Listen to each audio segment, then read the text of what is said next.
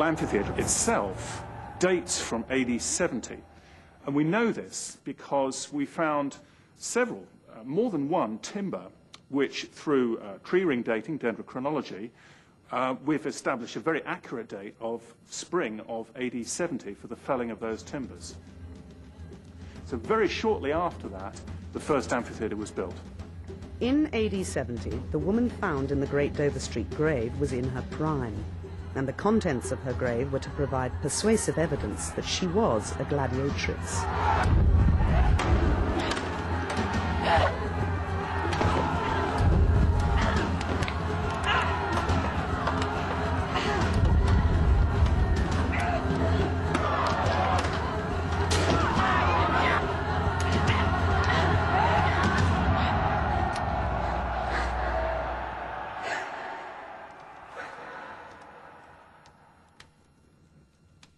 An important clue was the fragrant aroma of incense.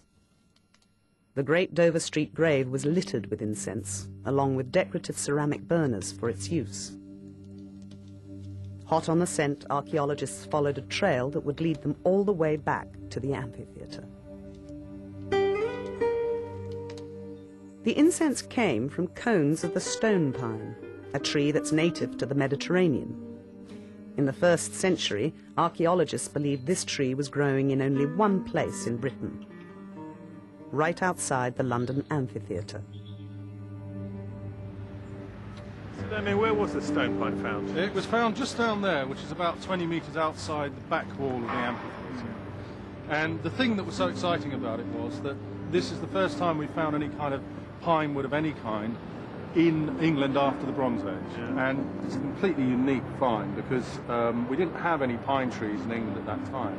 We were pretty certain quite quickly that it was actually stone pine, which we know the Romans were particularly keen on. The Romans planted stone pine all around their amphitheatres. The branches offered shade to the crowds and the cones were burned as incense to cover the stench of blood and gore. The London amphitheatre was no different, and when stone pine was also found in the Great Dover Street grave, there was a direct link from the woman who lay there to the gladiatorial games. The interesting thing is that we know that the stone pine was used extensively for incense, and we know that what went on in the amphitheatre was intensely ritualized. There was an elaborate series of preparatory and concluding rituals, and it's almost certain that burning of incense was an essential part of it.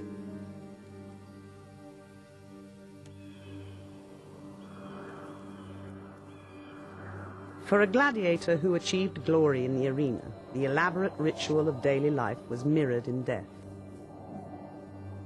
And there is no doubt that incense played a part in the unique and intensely ritualized burial of Great Dover Street woman.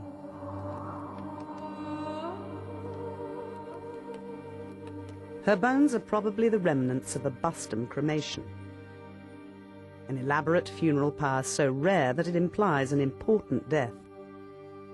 Only 20 have ever been found in Britain.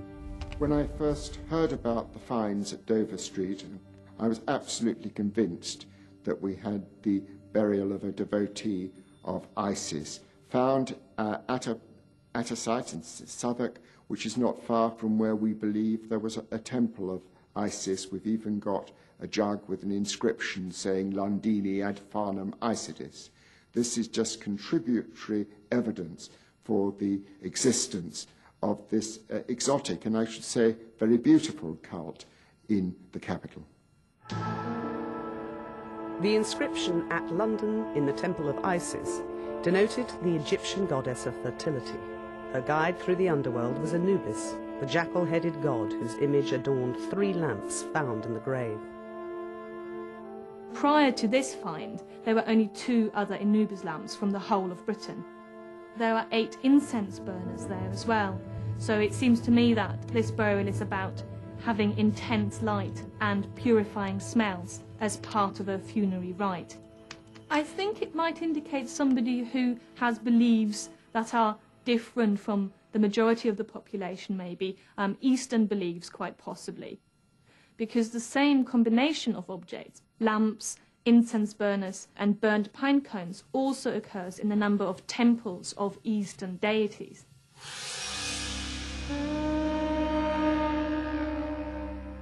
But religion does not explain the image of a fallen gladiator on another lamp found in the grave.